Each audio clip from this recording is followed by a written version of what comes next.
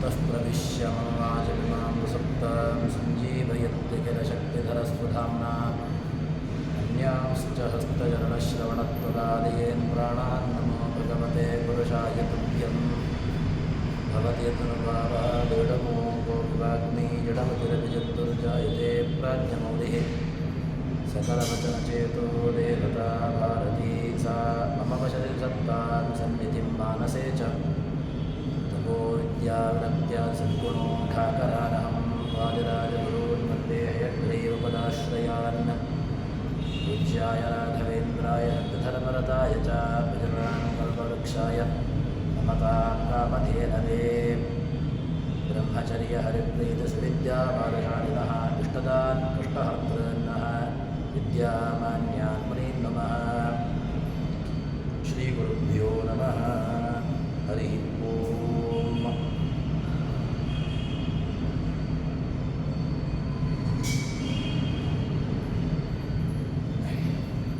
ಹರಿಕಥಾಮೃತಸಾರದಲ್ಲಿ 6ನೆಯ ಸಂಧಿಯಾಗಿರತಕ್ಕಂತಹ ಪಂಚಾಗ್ನಿಹೋತ್ರ ಸಂಧಿ, ಪಂಚಮಹಾಯಜ್ಞ ಸಂಧಿ ಅಂತ, ಅದರಲ್ಲಿ ವಿಶೇಷವಾಗಿರುವಂತಹ ರೀತಿಯಲ್ಲಿ ಪಂಚಾಗ್ನಿಗಳಲ್ಲಿ ಯಾವ ರೀತಿಯಾಗಿ ಭಗವದ್ ಆರಾಧನೆಯನ್ನು ಮಾಡಬೇಕು, ಅದರಲ್ಲಿರತಕ್ಕಂತಹ ವಿಶಿಷ್ಟವಾದ ರೂಪದ ಚಿಂತನೆ, ಇದರ ಬಗ್ಗೆ ತಿಳಿಸಿಕೊಡುತ್ತಾರೆ.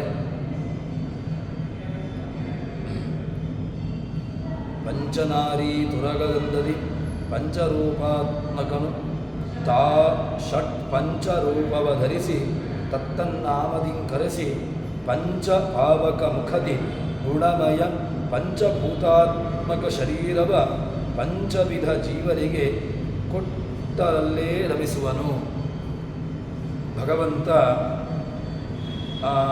ಇಲ್ಲಿ ಪಂಚಾಗ್ನಿವಿನ್ನಾವೇ ಸಯಾತಿ ಪರಮಂ ಪದಂ ನಾಸ್ಯ ಸಂಸರ್ಗದೋಷೋಪಿ ಕದಾಚನ ಭವಿಷ್ಯತಿ ಅಂತ ಬೃಹದ್ ಭಾಷ್ಯದ ಮಾತನ್ನು ಕೂಡ ಇಲ್ಲಿ ಉದಾಹರಿಸುತ್ತಾರೆ.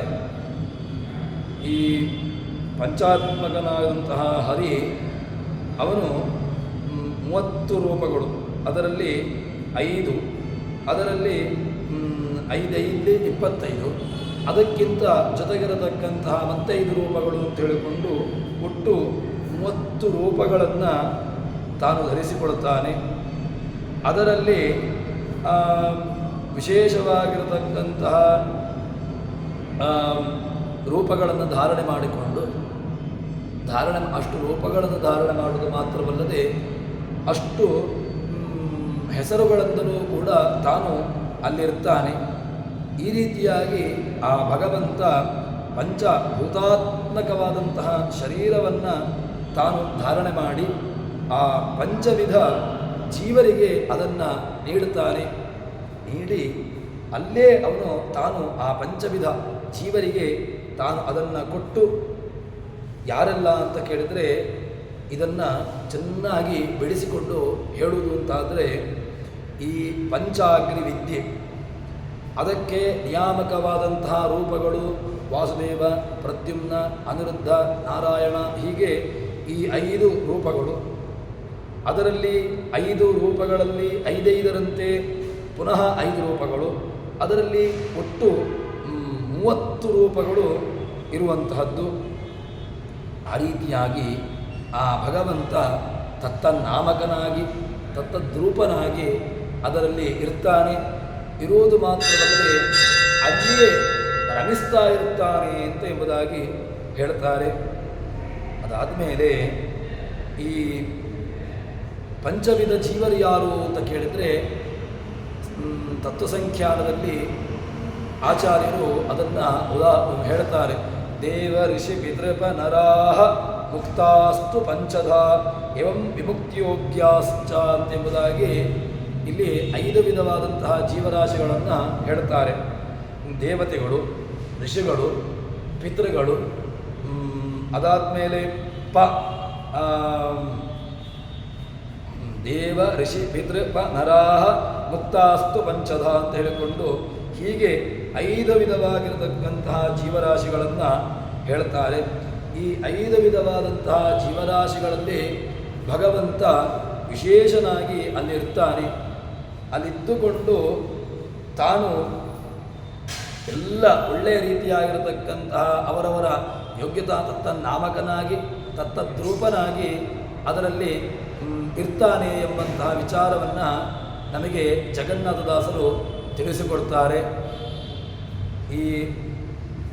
ಇದರಲ್ಲಿ ಈ ರೂಪಗಳು ಭಗವಂತನದ್ದು ಎಲ್ಲ ಶರೀರಗಳಲ್ಲಿಯೂ ಕೂಡ ಇರ್ತದೆ.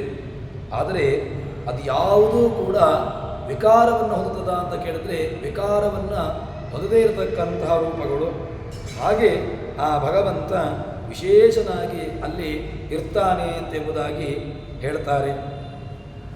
ಅದಾದ ಮೇಲೆ ಮುಂದೆ ವಿಧಿಭವಾದಿ ಸಮಸ್ತ ಜೀವರ ಹೃದಯದೊಳಗೆ ಏಕಾತ್ಮನೆನಿಸುವ ಪದುಮನಾಭರು ಅಚ್ಯುತಾನಂತಾದಿ ರೂಪದಲ್ಲಿ ಆದಿಸುಭೂತಾಧ್ಯಾತ್ಮ ಅಧಿದೈವದೊಳು ಕರೆಸುವ ಪ್ರಾಣನಾಗಾಭಿದನು ದಶರೂಪದಲ್ಲಿ ದಶವಿಧ ಪ್ರಾಣರೊಳಗಿದ್ದು ಭಗವಂತ ಆ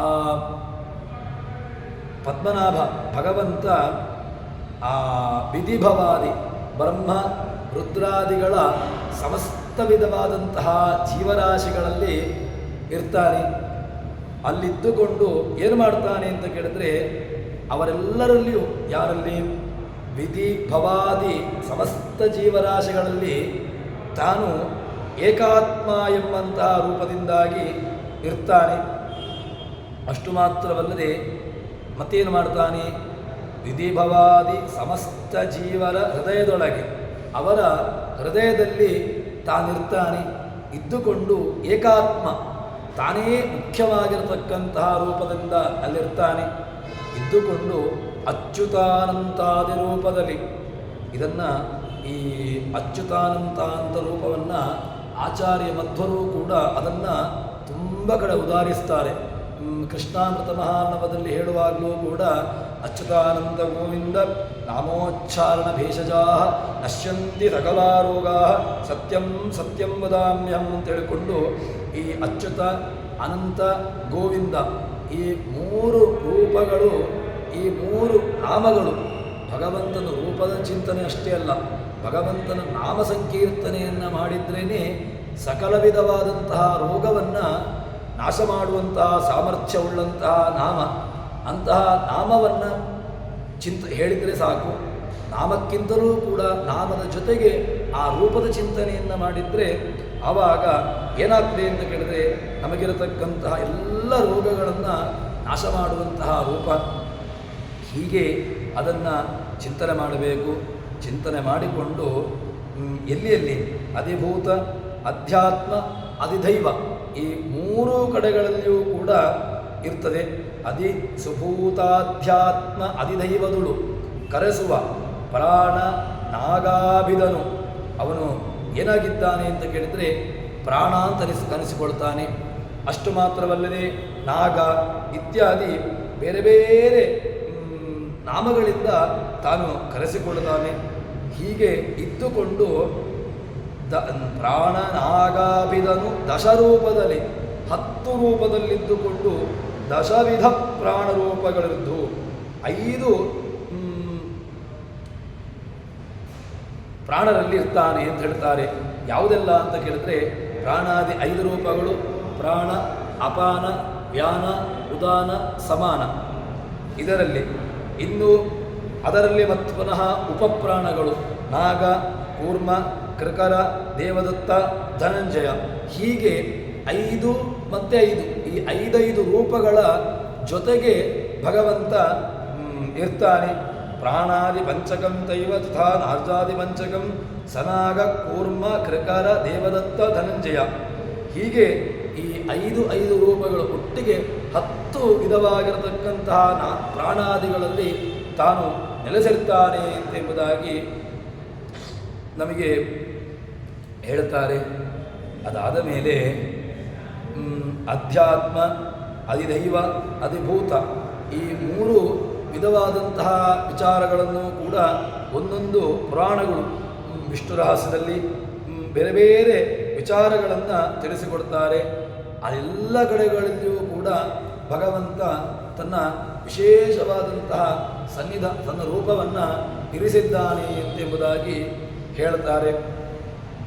ಅದಾದ ಮೇಲೆ ಮುಂದೆ 5,026,300 ರೂಪಗಳು ಈರೆರಡು ಸ್ಥಾನದಲ್ಲಿ ಚಿಂತಿಪುತನು ದಿನದಿ ಬುಧರು 127,106,000 ರೂಪದಿಂ ದಶಮಾರು ತರುಳಿದ್ದವರವರ ಸರಿನಿಂದ ಕರೆಸುವನು. ಭಗವಂತ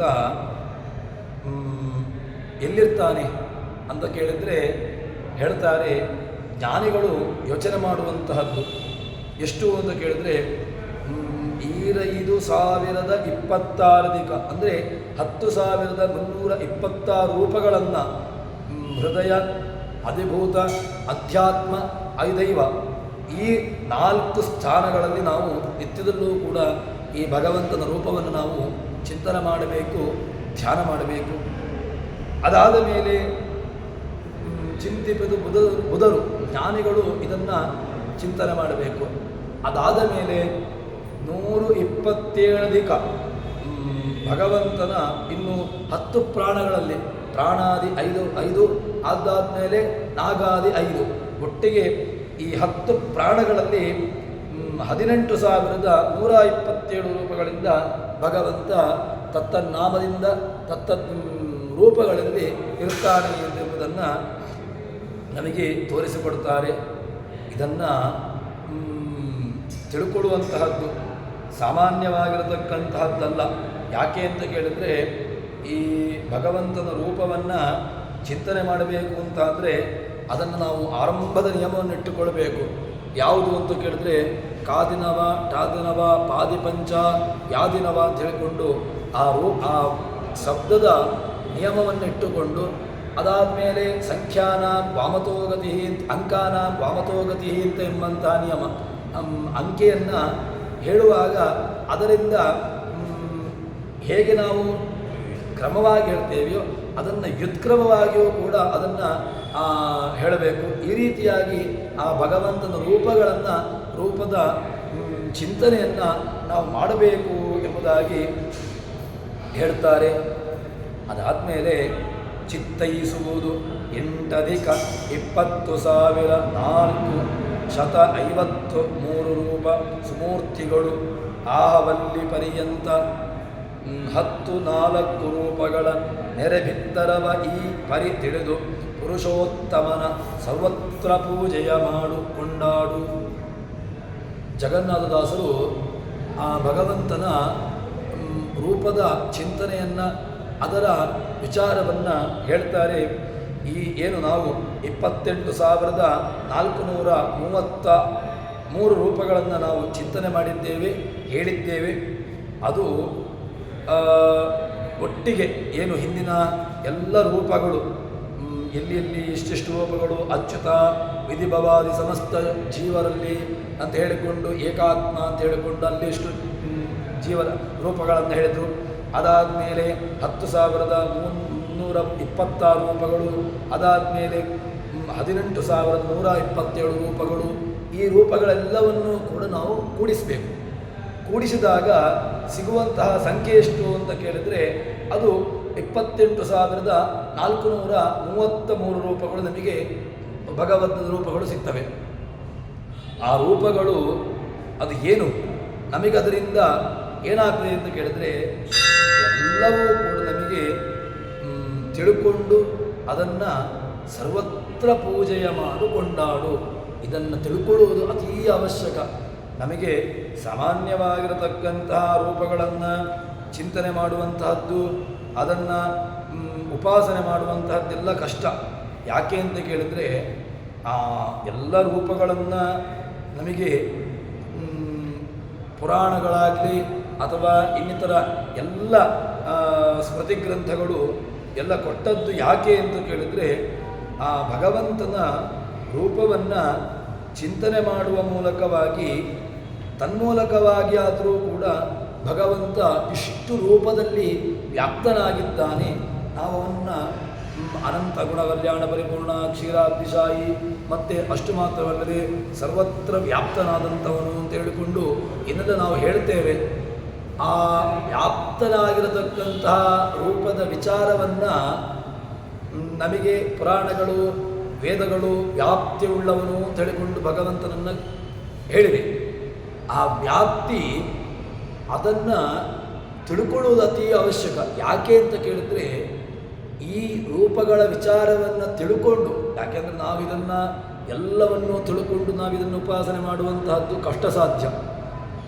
ಕಡೇ ಪಕ್ಷ ನಾವು ಏನು ಮಾಡಬೇಕು ಅಂತ ಕೇಳಿದ್ರೆ ಇಷ್ಟೆಲ್ಲ ವ್ಯಾಪ್ತಿ ಉಳ್ಳವನು ಭಗವಂತ, ಇಷ್ಟೆಲ್ಲ ಮಹತ್ತರವಾದಂತಹ ದೊಡ್ಡದಾಗಿರತಕ್ಕಂತಹ ವ್ಯಾಪ್ತಿಯನ್ನು ಭಗವಂತ ಪಡೆದುಕೊಂಡಿದ್ದಾನೆ ಹೊರತು ಸಾಮಾನ್ಯವಾದಂತಹ ವ್ಯಾಪ್ತಿಯನ್ನು ತಾನು ಪಡೆದುಕೊಂಡಿಲ್ಲ ಎಂಬಂತಹ ಜ್ಞಾನವನ್ನು ನಾವು ಅತೀ ಅವಶ್ಯಕವಾಗಿ ಇಟ್ಟುಕೊಳ್ಳಬೇಕು ಎಂಬುದನ್ನು ಇಲ್ಲಿ ಹೇಳಿಕೊಡ್ತಾರೆ. ಅದಾದ ಮೇಲೆ ಮುಂದೆ ಭಗವಂತನ ಶಬ್ದ ಸ್ಪರ್ಶ ರೂಪ ರಸ ಗಂಧ ಇದರಲ್ಲಿ ಭಗವಂತನ ರೂಪವನ್ನು ಅಲ್ಲಿರತಕ್ಕಂತಹ ವಿಚಾರವನ್ನು ಹೇಳ್ತಾರೆ. ಎಷ್ಟು ಅಂತ ಕೇಳಿದರೆ ಭಗವಂತ 14,416 ರೂಪಗಳಿಂದ ಸರ್ವ ಶರೀರದಲ್ಲಿ, ಎಲ್ಲ ಶರೀರದಲ್ಲಿ, ಪ್ರಾಣಾದಿಗಳಲ್ಲಿ ಎಲ್ಲೆಲ್ಲಿ ಪ್ರಾಣ ಇದೆಯೋ ಆ ಎಲ್ಲ ಶರೀರಗಳಲ್ಲಿಯೂ ಕೂಡ ಭಗವಂತ 16,416 ರೂಪಗಳಿಂದ ಅಲ್ಲಿದ್ದಾನೆ. ಅಷ್ಟು ಮಾತ್ರವಲ್ಲದೆ ಶಬ್ದ ಸ್ಪರ್ಶ ರೂಪ ರಸ ಗಂಧ ಅಂತ ಹೇಳಿಕೊಂಡು ಅಲ್ಲಿಯೂ ಕೂಡ ಭಗವಂತ ಇದ್ದಾನೆ. ಅಷ್ಟು ಮಾತ್ರವಲ್ಲದೆ ಇನ್ನು ನಾಗ ಇತ್ಯಾದಿ ರೂಪಗಳಲ್ಲಿ ತಮೋಗುಣ ಅಭಿಮಾನಿಯಾಗಿರತಕ್ಕಂತಹ ದುರ್ಗಾದೇವಿಯ ಪತಿಯಾಗಿರತಕ್ಕಂತಹ ಭಗವಂತ ಸಾಕ್ಷಾತ್ ಅಲ್ಲಿ ನೆಲೆಸಿದ್ದಾನೆ. ಅದನ್ನು ಜಗನ್ನಾಥದಾಸರು ತಿಳಿಸಿಕೊಡ್ತಾರೆ. ಈರೆರಡು ಶತದ್ವಷ್ಟಧಿಕ 16,000 ರೂಪ ಸರ್ವ ಶರೀರಗಳು, ಎಲ್ಲ ಶರೀರದಲ್ಲಿ ಭಗವಂತನ ರೂಪಗಳು. ನಮ್ಮ ಈ ದೇಹದಲ್ಲಿ ಭಗವಂತನ ರೂಪ ಅಥವಾ ಭಗವಂತನ ಅಧಿಷ್ಠಾನ ಇಲ್ಲ ಅಂತಾದರೆ ಇದು ಶರೀರ ನಿಲ್ಲಿಕ್ಕೆ ಸಾಧ್ಯ ಇಲ್ಲ. ಅದಕ್ಕೆ ಭಗವಂತ ಏನಾಗಿದ್ದಾನೆ ಅಂತ ಕೇಳಿದ್ರೆ 16,416 ರೂಪಗಳನ್ನು ಧಾರಣೆ ಮಾಡಿಕೊಂಡಿದ್ದಾನೆ, ಶರೀರದಲ್ಲಿ ಇದ್ದಾನೆ, ಇದ್ದುಕೊಂಡು ಈ ಶರೀರವನ್ನು ಧಾರಣೆ ಮಾಡಿದ್ದಾನೆ. ಅಷ್ಟು ಮಾತ್ರವಲ್ಲದೆ ಇನ್ನು ಶಬ್ದ ಸ್ಪರ್ಶ ರೂಪ ರಸ ಗಂಧ ಇದರಲ್ಲಿ, ಅದಾದಮೇಲೆ ವಾಕ್ ಪಾಣಿ ಪಾದ ಪಾಯು ಉಪಸ್ಥ, ಈ ನಮ್ಮ ವಿಷಯ ನಾವು ಜ್ಞಾನವನ್ನು ವಿಷಯೀಕರಿಸುವಂತಹ ಯಾವುದೆಲ್ಲ ಶಬ್ದವನ್ನು ನಾವು ಕೇಳ್ತೇವೆ, ಸ್ಪರ್ಶವನ್ನು ನಾವು ಮುಟ್ಟುತ್ತೇವೆ, ಅದೇ ರೀತಿಯಾಗಿ ಸ್ಪರ್ಶ ರೂಪ ಕಣ್ಣಿನಿಂದ ನೋಡ್ತೇವೆ, ಗಂಧ ಆಘ್ರಾಣನೆಯನ್ನು ಮಾಡ್ತೇವೆ, ಶಬ್ದ ಸ್ಪರ್ಶ ರೂಪ ರಸ ಗಂಧ ಅದೇ ರೀತಿಯಾಗಿ ನಾಲಿಗೆಯ ಮೂಲಕವಾಗಿ ರಸನೇಂದ್ರಿಯದ ಮೂಲಕವಾಗಿ ರಸಾದಿಗಳನ್ನು ನಾವು ಸ್ವೀಕಾರ ಮಾಡ್ತೇವೆ. ಅಷ್ಟು ಮಾತ್ರವಲ್ಲದೆ ವಾಕ್ ಪಾಣಿ ಪಾದ ಪಾಯು ಉಪಸ್ಥ ಈ 5 ಪಂಚ ಜ್ಞಾನೇಂದ್ರಿಯಗಳು ಪಂಚಕರ್ಮೇಂದ್ರಿಯಗಳು, ಈ 10 ಇಂದ್ರಿಯಗಳ ಮೂಲಕವಾಗಿ ಭಗವಂತ ಅಲ್ಲಿ ಇರ್ತಾನೆ. ಅದರಲ್ಲಿ ಪಂಚ ತನ್ಮಾತ್ರೆಗಳನ್ನು ಹೇಳುವಾಗ ಶಬ್ದದಲ್ಲಿ 65, 528, 12, 72, 403. ಅದಾದಮೇಲೆ ಪುನಃ ವಾಕ್ ಪಾಣಿ ಪಾದ ಪಾಯು ಉಪಸ್ಥದಲ್ಲಿ ಪುನಃ ಭಗವಂತನ 24, 51, 31, 11, 814 ಎಲ್ಲ ರೂಪಗಳು. ಇಷ್ಟೆಲ್ಲ ರೂಪಗಳನ್ನು ಒತ್ತೊಟ್ಟಿಗೆ ನಾವು ಚಿಂತನೆ ಮಾಡಿ ಇಂದ್ರಿಯಗಳಿಗೆ ಮನಸ್ಸಿಗೆ ಏನು ಮಾಡ್ತಾನೆ ಅಂತ ಕೇಳಿದರೆ, ಕೆಲವು ಸಂದರ್ಭದಲ್ಲಿ ಅವಿದ್ಯೆಯನ್ನು ಎಲ್ಲ ಕಾಲದಲ್ಲೂ ಕೂಡ ಕೇವಲ ಜ್ಞಾನವನ್ನೇ ಕೊಡ್ತಾನೆ ಅಂತ ಹೇಳಲಿಕ್ಕಾಗೋದಿಲ್ಲ. ಕೆಲವು ಸಂದರ್ಭದಲ್ಲಿ ಭಗವಂತ ಏನು ಮಾಡ್ತಾನೆ ಅಂತ ಕೇಳಿದರೆ ಅವಿದ್ಯೆಯನ್ನು, ಅವಿದ್ಯಾ ಎಂಬುದೂ ಬರ್ತದೆ. ಅಷ್ಟೇ ಅಲ್ಲದೆ ಮೋಹ, ಭಗವಂತ ಏನು ಮಾಡ್ತಾನೆ ಅಂತ ಹೇಳಿದರೆ ಮೋಹವನ್ನು ಕೂಡ ಭರಿಸ್ತಾನೆ. ಹೀಗೆ ಭಗವಂತ ಬೇರೆ ಬೇರೆ ರೀತಿಯಾಗಿ ಬೇರೆ ಬೇರೆ ರೂಪವನ್ನು ತಾನು ಧಾರಣೆ ಮಾಡಿಕೊಂಡು ಒಂದೊಂದು ರೀತಿಯಾಗಿರತಕ್ಕಂತಹ ಅನುಗ್ರಹವನ್ನು ಭಗವಂತ ಜೀವರಾಶಿಗಳಿಗೆ ನೀಡ್ತಾನೆ ಎಂಬುದಾಗಿ ನಮಗೆ ಹೇಳ್ತಾರೆ. ದುರ್ಗಾರಮಣ ಅಂತ ದುರ್ಗಾ ಅಂತ ಕರೀತಾರೆ. ಯಾಕೆ ಅಂತ ಕೇಳಿದ್ರೆ, ದುರ್ಗಾ ಅಂತ ಹೇಳಿದ್ರೆ ಅಲ್ಲಿ ಅವಳನ್ನು ಸುಲಭದಲ್ಲಿ ತೊಳ್ಕೊಳ್ಳಿಕ್ಕಾಗದೇ ಇರತಕ್ಕಂತಹ ರೂಪ. ದುರ್ಗೆಯ ವಿಚಾರವನ್ನು, ದುರ್ಗೆಯ ರೂಪದ ಉಪಾಸನೆಯನ್ನು ಮಾಡುವಂತಹದ್ದು ತುಂಬ ಕಷ್ಟ ಸಾಧ್ಯವಾಗಿರತಕ್ಕಂಥದ್ದು. ಅದಕ್ಕೋಸ್ಕರ ಏನು ಹೇಳ್ತಾರೆ ಅಂತ ಕೇಳಿದರೆ, ಆ ದುರ್ಗಾ ರೂಪವನ್ನು ಚಿಂತನೆ ಮಾಡುವಾಗ ಅದಕ್ಕೆ ಬೇಕಾಗಿರತಕ್ಕಂತಹ ಒಂದು ಮನಸ್ಸಿಗೆ ಅಜ್ಞಾನ ಅಥವಾ ಅದರ ಪೂರ್ತಿಯಾಗಿರತಕ್ಕಂತಹ ಜ್ಞಾನ ನಮಗೆ ಬರೋದಿಲ್ಲ ಅಂತ ಇದನ್ನು ಜಗನ್ನಾಥದಾಸರು ಹರಿಕಥಾಮೃತ ಸಾರದಲ್ಲಿ ನಮಗೆ ತಿಳಿಸಿಕೊಡ್ತಾರೆ. ಅದಾದ ಮೇಲೆ ಮುಂದೆ ಭಗವಂತನ ರೂಪದಲ್ಲಿ ಎಲ್ಲಿ ಗೋವುಗಳಲ್ಲಿ, ಅದಾದಮೇಲೆ ಬೇರೆ ಬೇರೆ ಪ್ರಾಣಿಗಳಲ್ಲಿ ಒಂದೊಂದು ರೂಪಗಳಲ್ಲಿ ಇರ್ತಾನಂತೆ. ಎಷ್ಟೆಷ್ಟು ಅಂತ ಕೇಳಿದರೆ, ಭಗವಂತ ಗೋವುಗಳಲ್ಲಿ ಉದ್ಗೀತ ಅಂತ, ನಮಗೆ ಉದ್ಗೀತ ನಾಮಕನಾಗಿರತಕ್ಕಂತಹ ಭಗವಂತನನ್ನು ಎಲ್ಲ ಕಡೆಗಳಲ್ಲೂ ಕೂಡ ಉಪಾಸನೆ ಮಾಡುವಂತಹದ್ದು ಹೇಳ್ತಾರೆ. ಉಪನಿಷತ್ತುಗಳು ಕೂಡ ಉದ್ಗೀತ ನಾಮಕನಾದಂತಹ, ಉದ್ಗೀತ ಶಬ್ದಕ್ಕೆ ಉರು, ಚೆನ್ನಾಗಿ ಗಾನ ಮಾಡಲಿಕ್ಕೆ ಯೋಗ್ಯನಾದಂಥವನು ಅಂತ ಅರ್ಥ. ಚೆನ್ನಾಗಿ ಗಾನ ಮಾಡಲಿಕ್ಕೆ ಯೋಗ್ಯತೆ ಉಳ್ಳವನು ಅದು ಭಗವಂತ. ಅಂತಹ ಆ ಭಗವಂತ ಉದ್ಗೀತ ನಾಮಕನಾಗಿ ಎಲ್ಲಿರ್ತಾನೆ ಅಂತ ಕೇಳಿದ್ರೆ ಗೋವಿನಲ್ಲಿರ್ತಾನಂತೆ. ಅದಕ್ಕೋಸ್ಕರ ಗೋವು ತುಂಬ ಪರಮ ಪವಿತ್ರವಾದಂತಹದ್ದು. ಅಲ್ಲಿ ಭಗವಂತನ ಒಂದೊಂದು ರೂಪಗಳು ಎಲ್ಲಿಂದ ನಾವು ಗೋವಿನ ಯಾವುದೇ ಅವಯವವನ್ನಿಟ್ಟುಕೊಂಡರೂ ಕೂಡ ಆ ಗೋವಿನ ಯಾವ ಅವಯವಗಳೂ ಕೂಡ ಅದರಲ್ಲಿ ಭಗವಂತನ ರೂಪ ಅಥವಾ ಭಗವಂತನ ಒಂದು ಆವಾಸ ಸ್ಥಾನ ಇಲ್ಲದೇ ಇರತಕ್ಕಂತಹ ಸ್ಥಿತಿಯೇ ಇಲ್ಲವೇ ಇಲ್ಲ. ಆ ಎಲ್ಲ ಕಡೆಗಳಲ್ಲೂ ಕೂಡ ಆ ಭಗವಂತನ ಒಂದು ರೂಪ ಗೋವಿನಲ್ಲಿ ಇದ್ದೇ ಇರ್ತದೆ. ಪುಚ್ಛದಿಂದ ಹಿಡ್ಕೊಂಡು ಎಲ್ಲ ಇಡೀ ಸಕಲ ಅವಯವಗಳಲ್ಲಿ ವ್ಯಾಪಿಸಿರತಕ್ಕಂತಹ ದೇವತಾ, ಅದೇ ರೀತಿಯಾಗಿ ದೇವರು ಎಲ್ಲವನ್ನೂ ಕೂಡ ಧಾರಣೆ ಮಾಡಿರತಕ್ಕಂತಹದ್ದು ಅದು ಗೋವು. ಅಂತಹ ಗೋವಿನಲ್ಲಿ ಭಗವಂತನ ಉದ್ಗೀತ ನಾಮಕನಾಗಿರತಕ್ಕಂತಹ ಭಗವಂತನನ್ನು ನಾವು ಚಿಂತನೆ ಮಾಡಬೇಕು. ಅಷ್ಟು ಮಾತ್ರವಲ್ಲದೆ ಭಗವಂತ ಪ್ರಸ್ತಾವ, ಹೀಂಕಾರ ಎಂಬಂತಹ ಕುರಿ, ಅದೇ ರೀತಿಯಾಗಿ ಆವಿ, ಅಜ ಇದರಲ್ಲಿಯೂ ಕೂಡ ಭಗವಂತನಿರ್ತಾನೆ. ಇನ್ನು ಪ್ರತಿಹಾರ ನಾಮಕನಾಗಿ ಕುದುರೆಯಲ್ಲಿ ಭಗವಂತನಿರ್ತಾನೆ. ಇನ್ನು ಜೀವನಪ್ರದನಾಗಿ ಭಗವಂತ ಎಲ್ಲಿರ್ತಾನೆ ಅಂತ ಕೇಳಿದ್ರೆ ಅದು ಆ ಜೀವನಪ್ರದನ ಘನ ಮನುಜರುಳು. ಭಗವಂತ ಮನುಷ್ಯರಲ್ಲಿಯೂ ಕೂಡ ಜೀವನ ನಾಮಕನಾಗಿ ಜೀವನಪ್ರದನಾಗಿ ಭಗವಂತ ಇರ್ತಾನೆ ಅಂತ ಹೇಳಿಕೊಂಡು ಹೇಳ್ತಾರೆ.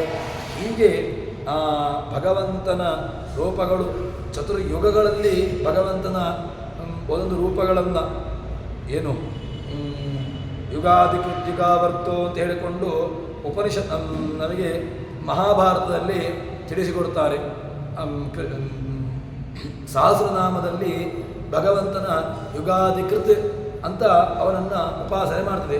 ಈ ಯುಗಾದಿಕೃತ್ ಅಂತ ಹೇಳುವಾಗ ಯುಗ ಚತುಷ್ಟ 4 ಯುಗಗಳಲ್ಲಿ ಕೃತ, ತ್ರೇತ, ದ್ವಾಪರ, ಕಲಿ ಈ 4 ಯುಗಗಳಲ್ಲಿ ಭಗವಂತನ ರೂಪದ ಚಿಂತನೆ ಯಾವುದು ಅಂತ ಕೇಳಿದರೆ ಅದಕ್ಕೆ ದಾಸರು ಕೊಡುವಂತಹ ರೂಪದ ಚಿಂತನೆ ಹೇಗೆ ಅಂತ ಕೇಳಿದರೆ ದಾಸರು ಹೇಳುತ್ತಾರೆ, ಯುಗ ಚತುಷ್ಟಯಗಳಲ್ಲಿ ತಾನು ಯಾಕಿರ್ತಾನೆ ಅಂತ ಕೇಳಿದರೆ, ಅಲ್ಲ ಯುಗಗಳು ಸಹಜವಾಗಿರುವಂತಹದ್ದಲ್ವ, ಅದರಲ್ಲಿ ಭಗವಂತನ ವ್ಯವಸ್ಥೆ ಯಾಕೆ ಬೇಕು? ಭಗವಂತ ಇದ್ದುಕೊಂಡು ಆ ಯುಗಗಳಲ್ಲಿದ್ದು ಭಗವಂತ ಇದ್ದರೆ ಮಾತ್ರನ ಆ ಯುಗಗಳು ಅದು ಮುಂದುವರಿಯುವಂತಹದ್ದು. ಅಥವಾ ಭಗವಂತನ ವ್ಯವಸ್ಥೆ ಇಲ್ಲ ಅಂತಾದರೆ ಯುಗಗಳು ತಮ್ಮ ಪ್ರವೃತ್ತಿಯನ್ನು ಮಾಡೋದಿಲ್ವೋ ಅಂತ ಕೇಳಿದ್ರೆ ಅದಕ್ಕೆ ದಾಸರು ಕೊಡುವಂತಹ ಚಿಂತನೆಯಂತಹದ್ದು ಅಂತ ಕೇಳಿದ್ರೆ ಯುಗ ಚತುಷ್ಟಯಗಳಲ್ಲಿ ತಾನಿರ್ತಾನೆ, ತಾನಿದ್ದು ಯುಗ ಪ್ರವರ್ತಕ.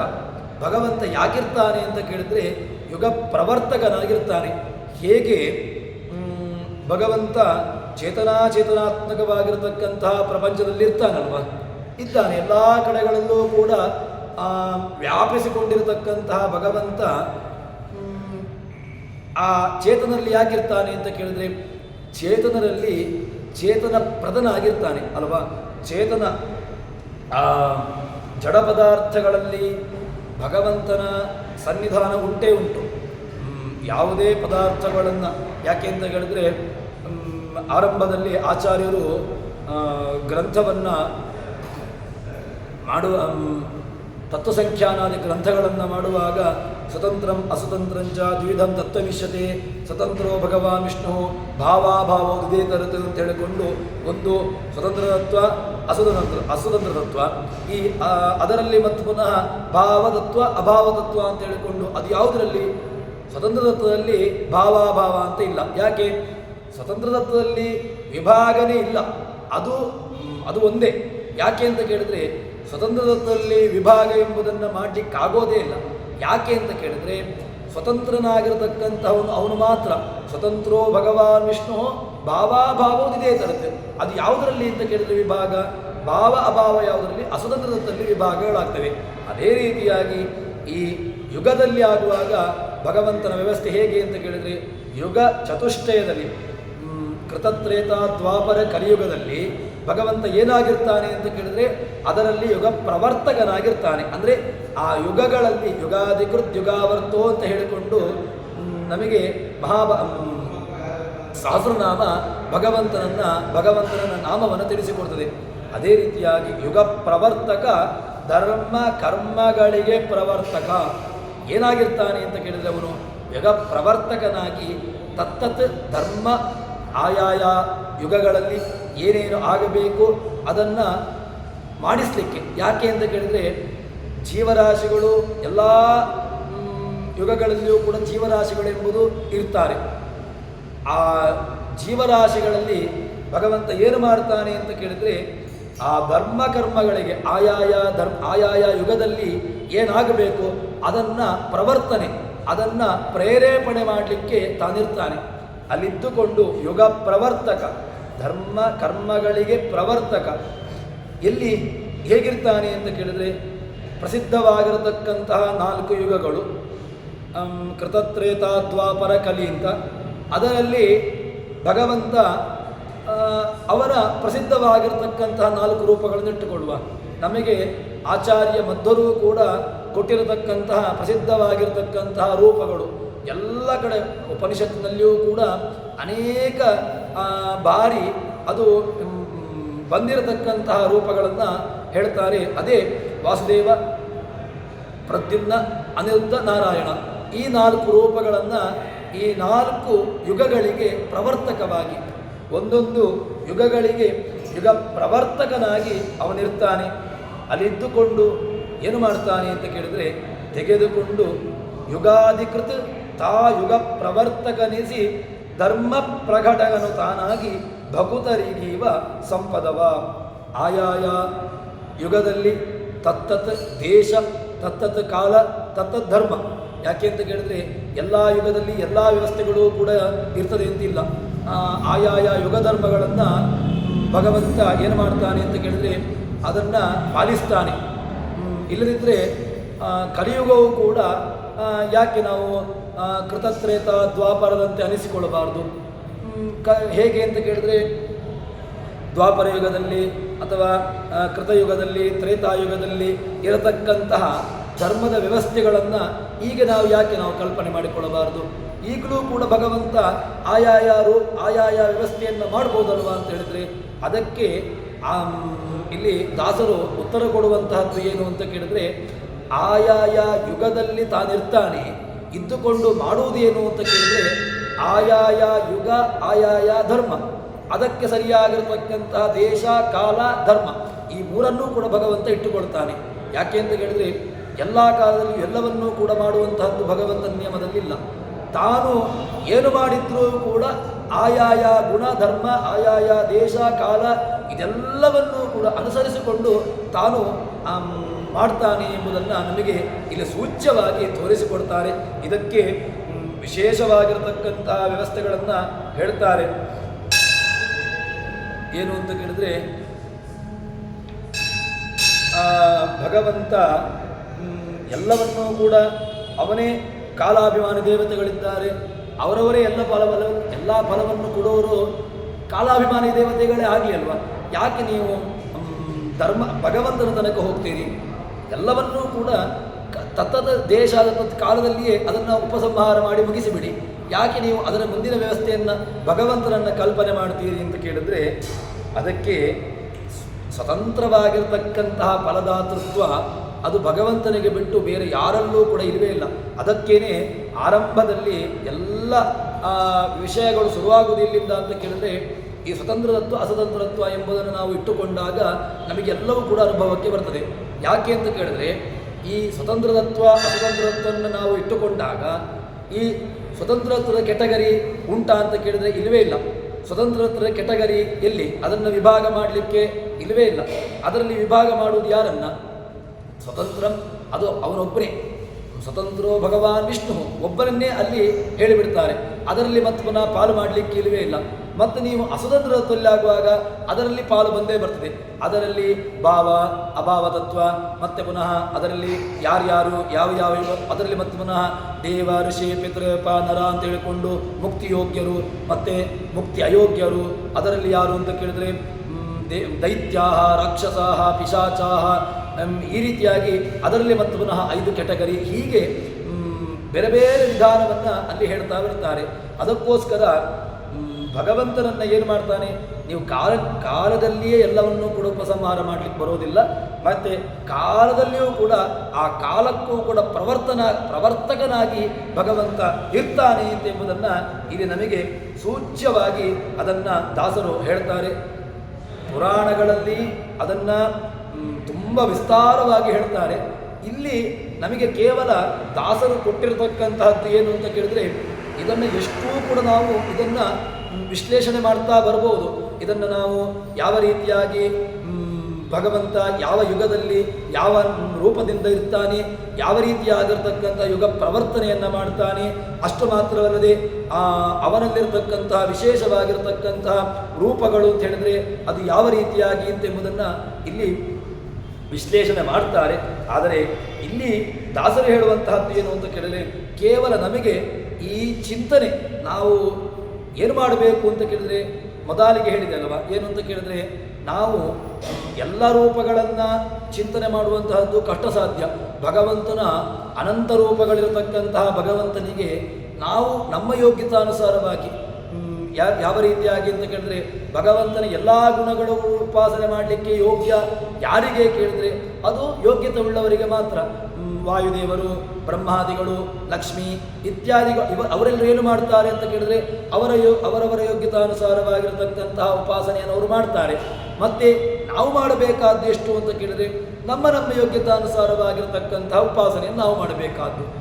ಸಚ್ಚಿದಾನಂದಾತ್ಮೀತಿ ಮಾನುಷೇ ಸುರೇಶ್ವರಿ ಅಂತ ಹೇಳಿಕೊಂಡು ಅಣುಭಾಷೆಯಲ್ಲಿ ಹೇಳಿದ ಹಾಗೇನೆ ಯಥಾಕ್ರಮಂ ಬಹುಗುಣೈ, ಕ್ರಮವನ್ನು ಅನುಸರಿಸಿಕೊಂಡು ನಿಮಗೆ ಎಷ್ಟು ಯೋಗ್ಯತೆ ಉಂಟು ಅದನ್ನು ನೀವು ಉಪಾಸನೆ ಮಾಡಬೇಕು. ಅದೇ ರೀತಿಯಾಗಿ ಭಗವಂತನ ರೂಪದಲ್ಲಿ ಸಂಕೋಚ ಇಲ್ಲ. ಭಗವಂತನ ರೂಪದ ವಿಸ್ತಾರ ಅದು ಎಷ್ಟೂ ಕೂಡ ಉಂಟು. ಆದರೆ ನಿಮ್ಮ ಯೋಗ್ಯತೆ ಎಷ್ಟು ಉಂಟು ಆ ರೀತಿಯ ಕಡೆಯ ಪಕ್ಷ ಇದನ್ನು ಚಿಂತನೆ ಮಾಡಲಿಕ್ಕೆ ಇಷ್ಟು ರೂಪಗಳುಳ್ಳವನು ಭಗವಂತ. ಇದನ್ನಾದರೂ ನಾವು ಚಿಂತನೆ ಮಾಡಲಿಕ್ಕೋಸ್ಕರವಾಗಿ ನಮಗೆ ದಾಸರು ಇದನ್ನು ತೋರಿಸಿಕೊಂಡಿದ್ದಾರೆ. ಮತ್ತೊಂದು ದೊಡ್ಡ ಶಬ್ದವನ್ನು ಅದೇ ಯಾವುದು ಅಂತ ಕೇಳಿದರೆ ತಾನಾಗಿ ಅಂತ ಒಂದು ಶಬ್ದವನ್ನು ಹಾಕಿದ್ದಾರೆ. ತಾನಾಗಿ ಅಂತ ಹೇಳಿದರೆ ಬೇರೆ ಇನ್ನಿತರ ಅಪೇಕ್ಷೆ ಇಲ್ಲದೆ, ಬೇರೆಯದರ ಅಪೇಕ್ಷೆ ಇಟ್ಟುಕೊಂಡು ಅವನು ಯುಗ ಪ್ರವರ್ತನೆಯನ್ನು ಮಾಡ್ತಾನೆ ಅಥವಾ ಧರ್ಮದಲ್ಲಿ ಚೇತನರಲ್ಲಿ ತನ್ನ ಪ್ರವೃತ್ತಿಯನ್ನು ಮಾಡಿಸ್ತಾನೆ ಅಂತ ಹೇಳಿದರೆ ಇಲ್ಲ. ಅವನಿಗೆ ಯಾರ ಅಪೇಕ್ಷೆಯೂ ಇಲ್ಲ. ತಾನು ಮಾಡಿಸ್ತಾನೆ ಅಂತಾದರೆ ತಾನು ಸ್ವತಂತ್ರನಾಗಿ ಮಾಡಿಸ್ತಾನೆ ಎಂಬುದನ್ನು ನಮಗೆ ದಾಸರು ಆ ಒಂದು ಶಬ್ದದಿಂದ ತೋರಿಸಿಕೊಟ್ಟಿದ್ದಾರೆ. ಹೀಗೆ ಆ ಭಗವಂತ ಯುಗಾಧಿಕೃತ ಅಂತ ಅನಿಸಿಕೊಳ್ಳುತ್ತಾನೆ, ಯುಗ ಪ್ರವರ್ತಕನಾಗಿದ್ದಾನೆ ಎಂಬುದನ್ನು ಆಗಿದ್ದಾನೆ ಎಂಬ ವಿಚಾರವನ್ನು ನಮಗೆ ದಾಸರು ತೋರಿಸಿಕೊಡ್ತಾರೆ. ಇನ್ನು ಮುಂದಿನ ವಿಚಾರವನ್ನು ಮುಂದೆ ನಾಳೆ ಸೇರಿದಾಗ ನೋಡೋಣ ಅಂತ ಹೇಳುವಲ್ಲಿ ಹರಿಪ್ರಿಯತಾ ಶ್ರೀ ಕೃಷ್ಣಾರ್ಪಿತಮಸ್ತು.